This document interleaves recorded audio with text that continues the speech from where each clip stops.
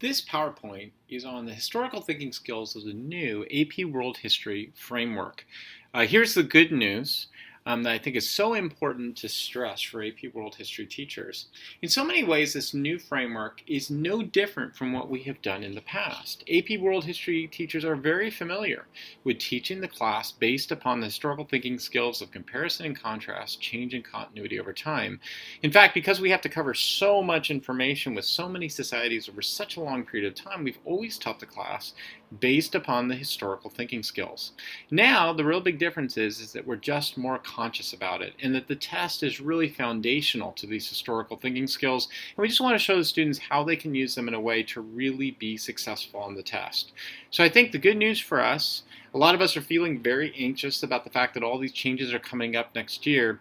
Good news is that we're already ahead of the curve. We've been doing this for a long time. All we have to do is get familiar with the language and get familiar with the focus on what these historical thinking skills are going to be doing. So the advanced placement thinking skills, a lot of this is going to sound really familiar to those of us who have been teaching AP World History for a long time. First off is comparison and contrast. We've been doing this on the previous tests for years. Cause and effect, change in continuity over time, and periodization. Now, these are where we see some of the changes that are taking place, but when you really think about it, change in continuity over time is really the umbrella for cause and effect and periodization. So there really is not a huge change for us in what we're doing here. This is probably going to be the biggest change, and that is synthesis, which we'll talk about a little bit later on in this PowerPoint on how you can approach synthesis within the AP World History framework. And then last off, contextualization. We've been doing this for a long time. It's a primary foundation to history, but in many ways this has been more of an AP US type of thing to do as far as contextualization goes. So this might be an area that we just have to be a little bit more conscious of and work on. So I have a friend who teaches AP World History and he teaches AP US History as well. And he said to me recently, he said, you know, when you really think about it, historians only do two things. And I thought that was a little crazy. I said, how is that possible? We have such a complex field. We can't only be doing two things. And he said, really, if you think about it, we do cause and effect. Why did people in the past do things? And then we do comparison and contrast.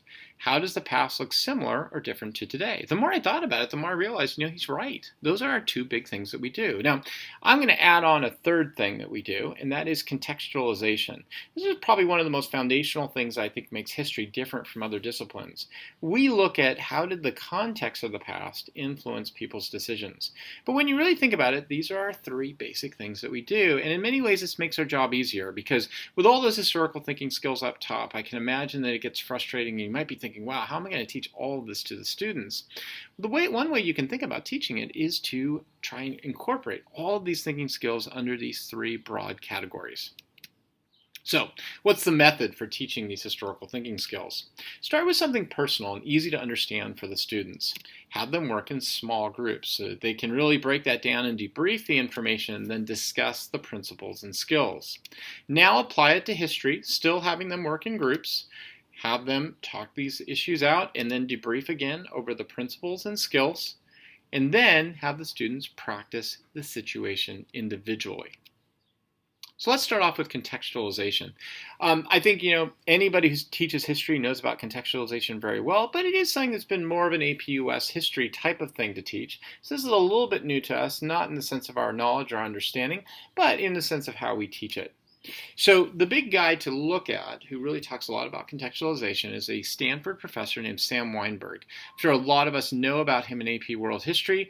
He is a Stanford professor in education and in history. He talked to the AP World History National Reading Group several years ago. He's absolutely hilarious, a very intelligent guy. If you ever try and email him, I have, up at Stanford, he gets back to you really quick. So if you ever have any questions, email him. He will email you back. He wrote a book called History and Other Unnatural Acts, in which he argued that the point of learning history is like learning a foreign culture. It sounds kind of strange, but if you think about it, it makes a lot of sense. Today, a lot of people like to jump to that skill we're talking about, synthesis, where they like to make comparisons to today. When we really think about it, it's a little bit more complicated than that. The people who lived in the past are very different from who we are, and we have to look at them as if we were studying a foreign culture. So here's what I like to do for the students, and this comes from a question that was asked when I was in high school. So I was in the theater when I was in high school, and on one occasion, one of my fellow theater people said, in about an hour from now, we're going to head out of here and we're going to go down to the beach. And why is it okay that when we get to the beach, we get to wear our swimsuits, but here in the theater or out in the streets, we don't? Isn't that kind of crazy? And, as a high school student at the time, I thought I was pretty smart for agreeing with this and asking the question. But now I kind of know what the answer to that is. The answer is context. And that's where we can really bring up this question for the kids. So, I put them in small groups, ask them that question. Why is it okay for you to wear your swimsuit at the beach, but not in the class? Kind of funny. Kids laugh a little bit about that. Then we talk about context, and then we say, look, this is the point. Time, place, and ideas influence people's behavior. So yeah, wearing your swimsuit at the beach makes perfect sense. Context is perfect for that, and society accepts that. But if you tried to do that elsewhere, you might run into some problems because of context. Now we can start pointing this out in history itself, and we can point out the similarities and differences between the past and the present when it comes to context. So, like for example, one of the ones that I like to use to demonstrate historical context is this. Was the biggest mistake of human beings moving into sedentary societies? And there's a really good Jared Diamond article. Jared Diamond is a professor over at UCLA, and he wrote a great article on this in which he talked about how maybe the biggest mistake humans ever made was moving from hunter-gatherer societies into sedentary societies. Now, let's just accept for a moment that Jared Diamond is right on that. And the argument that he makes in this article is that he says, look, when humans settled down to sedentary societies, they created class-based systems that created massive inequalities. And there were people who benefited from this, but they were a very small percentage. Well, now we can ask the question, okay, even if Jared Diamond's right on that, is that the same as today? Can we say that it's the same as global trade today, or do we really see some major differences in the time period? And this is where we can bring up contextual questions on issues like economics and technology and ideas. Comparison and contrast. So we're very familiar with this. We teach this all the time in AP World History. How does the past resemble or differ from today? The good news is that this skill transfers over into numerous other skills that we use in the class, like changing continuity and synthesis. So the one that I like to have the students do personally is, how do you compare or contrast your first year with your sophomore year, your junior, and your senior years in high school? Now we look at historical events, issues, or regions for comparison and contrast. So a good example at the beginning of the year, which makes perfect sense for our framework, is the comparison and contrast of the major classical and post-classical empires in China, India, Greece, and Rome. And we can really have the students look at the similarities, and there are a lot of similarities between these empires. Consolidation of rule, sort of the big man charismatic rule, the use of bureaucracy, in many of these cases the use of merit-based testing systems. But we can also look at the big contrast, China's Confucianism and their battle between Confucianism and Chinese legalism. India with its caste system and its very specific religious beliefs in Hinduism, and then the reform movement of Buddhism. Greece and Rome, even though in many ways similar and borrowing from one another, Greece being small city-states, competing in a very rugged environment, Rome being an expansive empire that was able to create a massive bureaucracy and empire system that could expand outwards. So there's a lot of room here at the beginning of the year to do some great comparison and contrast questions. This one's a little bit different for us. On the one hand, we do change in continuity over time, but it's a new language for us, and it's called turning points or periodization. So if you think about it, this is really just a part of the change over time question, something we're very familiar with. It can encompass change in continuity, cause and effect, and periodization. And here's how I like to do this. I start the students off in small groups and I ask, okay, I want you to plot out your life. I want you to plot out what have been the main turning points in your life up until now in high school. My guess is most students are going to say, look, here's what I did in grammar school, here's what I did in middle school, here's what I did in high school. So they're basically organizing their information based upon their education. And I say, okay, great. So you've created a criteria for organizing the changes, and that's based upon education. We talk about that for a little bit. And now I tell them, here's what I want you to do. You're going to reorganize that information, but I want you to use a different criteria. You can't use education. So they might now use family, or maybe they're going to talk about an extracurricular, like a sports activity that they're involved in, how that's changed over time, or maybe theater, how that's changed over time, or art, or speech and debate, or something like that. They might talk about their relationship to friends during this different time. And now what you get to do is you get to ask them, okay, when you reorganize the information, did you get a different point of view? hopefully they're going to eventually say, yes, they did. And then you can say, this is what history is all about. In the end, history is really about reorganizing the information in order to show a change of viewpoint. So if you organize the information by education, you'll get one viewpoint. If you organize it by family, you'll get another. If you organize it by friends, you're going to get another. And that's the exact same thing that we do within history. Some people organize information by ideas, some by economic conflicts, some by ethnic conflicts. And each time that we reorganize the information, we get a different story coming out of history. And this is called turning points or periodization. So then there's this big new skill that we've got called synthesis. Now, one option for synthesis is to use an alternative category. So a lot of times in our questions we'll see, or prompts, we'll see something about how, explain the political causes or consequences of an activity. Students can talk about political causes and consequences throughout their essay, and then in the last paragraph or somewhere in the essay include something about social or economic or ideological. That would be synthesis. It adds value to the essay. Second option is to provide a comparison to another time period. So, for example, one way I like to have the students do this, again, personal, is what will be the similarity between you now and in 10 years from now? So notice what we're doing here. We're having the students try and predict, what is their identity now, and what do they think they're going to be like in 10 years from now? Now, here's one of the big discussion points I want to bring up about that.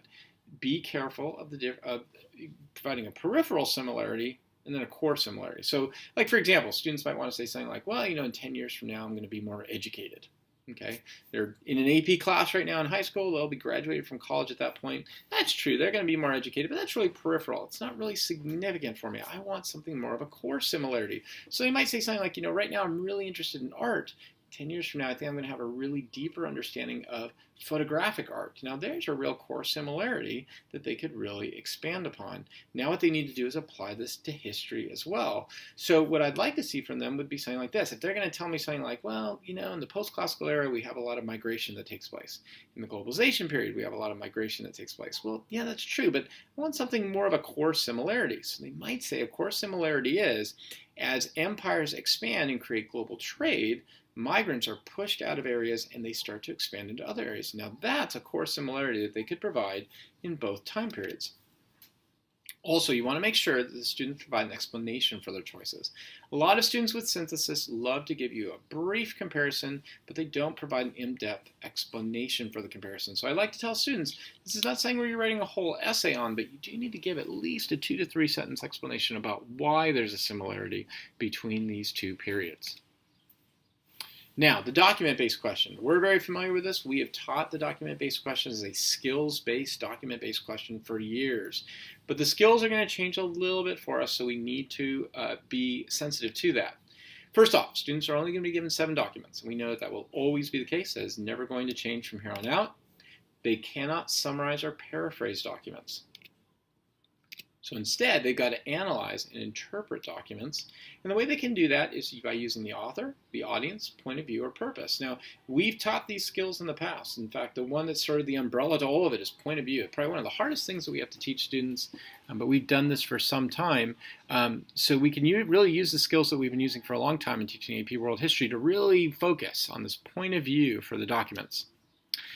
So the method that you want to use for this is something called HAPI, which I'm going to talk about in a minute because I want to give credit to the guy who came up with this, and I'll go through this. Just know that this is an acronym that will help you to organize this information with students. It's simple. It's somewhat funny for the kids, so they'll remember it. Kids will oftentimes ask you, well, where's the Y in this? And you can always say it's an acronym. There is no Y, but it is spelled HAP-P. And here's how I like to get the kids into this. An opening activity, it makes it personal. It's give the students a current events article and assign them different points of view and have them, force them into giving different people's point of view. So like, for example, think of today, what's been a major thing going on in the globe, global migration.